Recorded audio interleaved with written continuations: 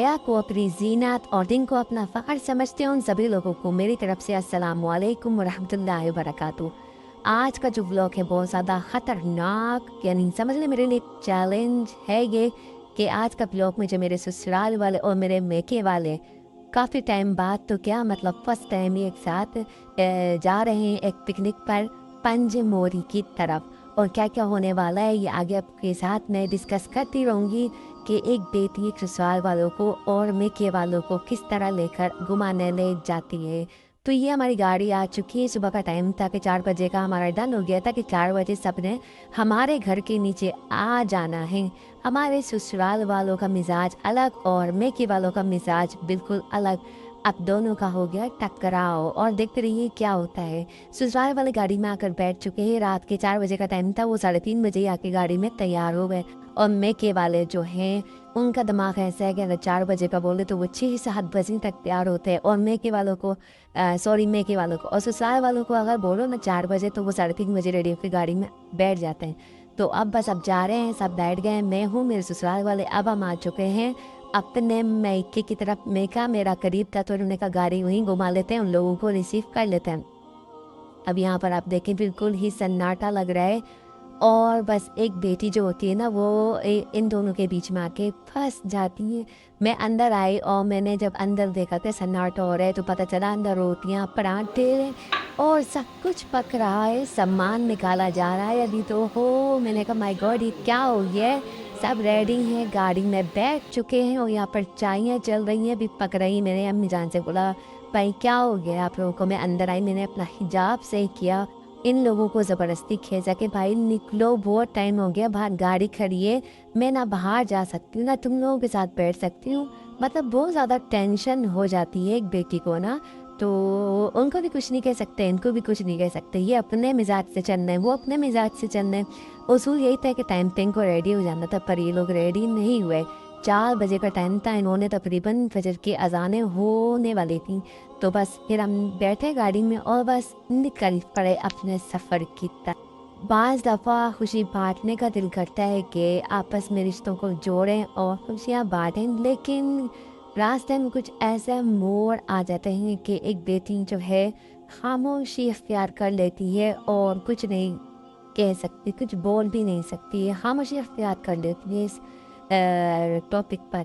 तो बस ऐसा ही माहौल मेरे साथ होने वाला था कि बस मैं अब बैठ चुकी थी, मेरे ससुराल वाले और मेरे मेके वाले दोनों बैठ चुके थे गाड़ी में। ये आप देख रहे हैं सुबह का टाइम है। असल में मिजाज दोनों के अलग अलग हैं। मेरे जो मेके वाले हैं, मेरा मेका जो थोड़ा हिजाबी टाइप का है, नकाब के पाबंद है, पर्दे के पाबंद है, और ससुराल वालों की तरफ ऐसी कुछ कहानी नहीं है। बस अब दोनों का मिलना ऐसे ही होता है कि बस हम पहुंच चुके हैं अपने फजर क्या सुबह 7 साढ़े 7 का टाइम हो चुका था। तो बस गाड़ी यहाँ पर आई तो नाश्ते के लिए हम उतर पड़े। अब यहाँ पर भी एक सीन वो हो चुका था कि बस नाश्ते के टाइम पे हम होटल पर आइए, फतहुल्ला अमानत होटल है, बस ऐसे ही है ढाबा टाइप का, यहाँ पर हम लोग आ गए थे। अब सीन ये हुआ कि ससुराल वाले जा रहे थे कि ढाबे पे बैठ के बाहर ही नाश्ता कर लें और मेरे मेके वाले रूम पे तो कोई सेपरेट कोई जो ऐसी जगह हो कि जहाँ हम सुकून से नकाब हटा के नाश्ता कर लें। और मैं यहाँ पे व्लॉग बना रही थी, मैंने कहा तुम दोनों अपने मसले हल करते रहो। तो मैं ना उनके लिए बोल सकती हूँ, एक बेटी जो होती है ना वो बहुत मुश्किल में पड़ जाती। मैं इन लोगों को इग्नोर कर रही थी कि शायद ये खुद ही करना है जो करना है। तो बस अपने व्लॉग पर लगी हुई थी। बस ये ट्रक जो है आप देख रहे हो मौसम, मैंने कहा अपने मैं सब्सक्राइबर को जो है मेरे व्यूवर्स जो हैं उनको अपना ब्लॉग दिखाऊं, और ये लोग जगह ढूंढ रहे थे। तो वो अभी इन्होंने ये सोचा कि अंदर जो है ना रूम टाइप के बने हुए थे, वहाँ पर भी जो है ना टेबल्स वगैरह लगी हुई थी। अब मेरी मम्मा और मेरी सिस्टर्स वगैरह ये सोच रही थी कहाँ नाश्ता करें जहाँ पर जो है हमारी बेपरदगी ना हो। और ससुराल वाले मेरे चाह रहे थे कि सब बाहर बैठकर नाश्ता करें और बाहर ही रहें सब एक साथ, लेकिन ऐसा नामुमकिन था। जाहिर सी बात है उन्हें अपने हिजाब की फिक्र थी और ये साथ बैठना चाह रहे थे। बहरहाल मैंने कुछ नहीं कहा, मैंने कहा आप लोग अंदर बैठिए, आप लोग बाहर बैठिए। और मैं यकीन करें कहीं पर भी नहीं बैठी, मैंने अपनी बीच की जगह ली, क्योंकि उनके साथ बैठूंगी तो इनका मुंह बन जाना है, इनके साथ बैठना तो उनका मुंह बन जाना है।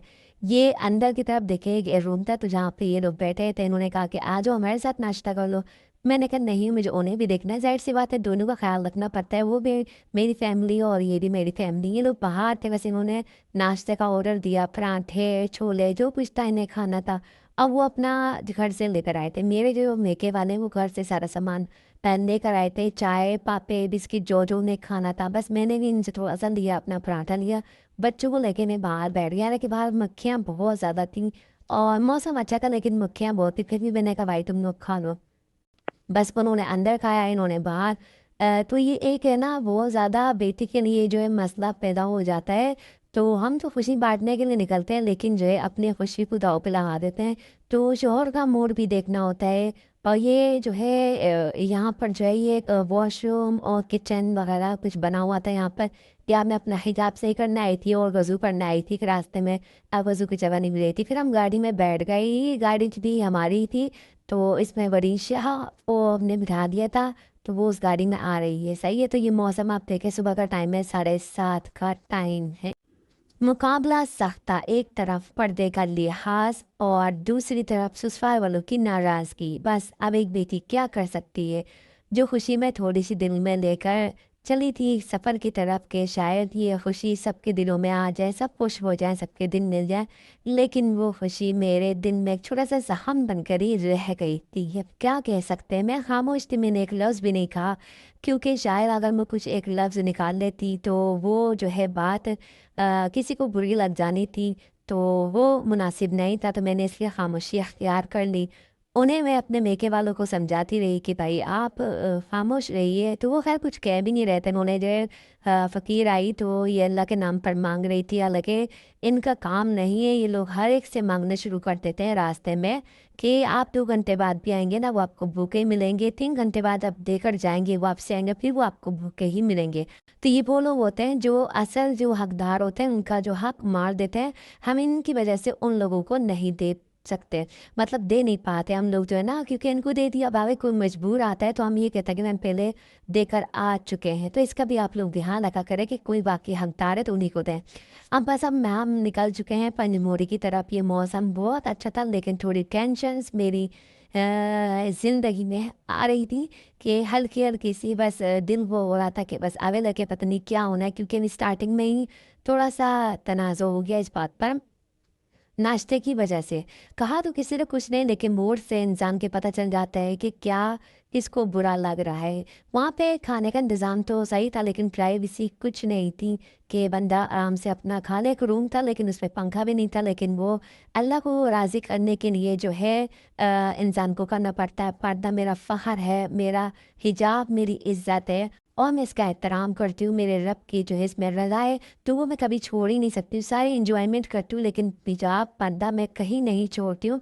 कभी हल्का-फुल्का सा नीचे हो जाए तो वो बस अल्लाह ताला माफ़ कर दे। मेरी कोशिश ये होती है वीडियो में कि मैं कम से कम आप लोगों को नज़र आऊँ और जो है बस ये जो मनाज़िर है वो दिखाती हूँ। बहुत कम मेरी आप वीडियो देखेंगे कि मैं आती हूँ। मेरी कोशिश आइंदा भी यही रहेगी कि मैं कम से कम वीडियो में टच हूँ, मैं कम से कम आऊँ। तो क्योंकि जो है ना इसका भी मुझे डर लगता है कि मैं वीडियो बना तो रही हूँ, शायद इसमें भी अल्लाह की नाराज़गी हूँ, लेकिन मैं उन लोगों को पैगाम देना चाहती हूँ जो व्लॉग बनाते हैं, व्लॉगर्स हैं और वो जो है अपना हिजाब और बेपर्दगी से व्लॉग बनाना शुरू कर देती हैं और समझती हैं शायद हम इसी से वायरल हो जाएँगे, लेकिन वायरल करने वाला मेरे रब की ज़ात है। वीडियो को जो है आगे पहुँचाने वाला मेरे रब की ज़ात है। इज़्ज़त, ज़िल्लत सब उसी के हाथ में, वही देने वाला है। इज़्ज़त भी उसी के हाथ में और ज़िल्लत भी उसी के हाथ में है। आप सिर्फ जो भी काम करें अल्लाह की रज़ा को सामने रखते हुए काम करें। मेरा शौक़ था व्लॉग बनाने का लेकिन मैंने हिजाब में रहकर इसका स्टैंड ले लिया कि मैं इसको आगे तक लेकर चलूँगी। लेकिन कोशिश यही कि मैं कम से कम आऊँ। आप देख रहे हैं कितना अच्छा माहौल है, पानी है और ये गाँव टाइप का यहाँ पर कुछ है। आपको शहर में एक गाँव का मज़ा मिल जाता है। यहाँ पर जो है ज़रूरतमंद लोग ज़्यादा थे कि जिनको खाने-पीने, कपड़ा-लत्ता सब चीज़ की ज़रूरत ज़्यादा थी। तो बस हम वहाँ पे कुछ सामान भी लेकर गए थे कि जो उनको हम दे देंगे।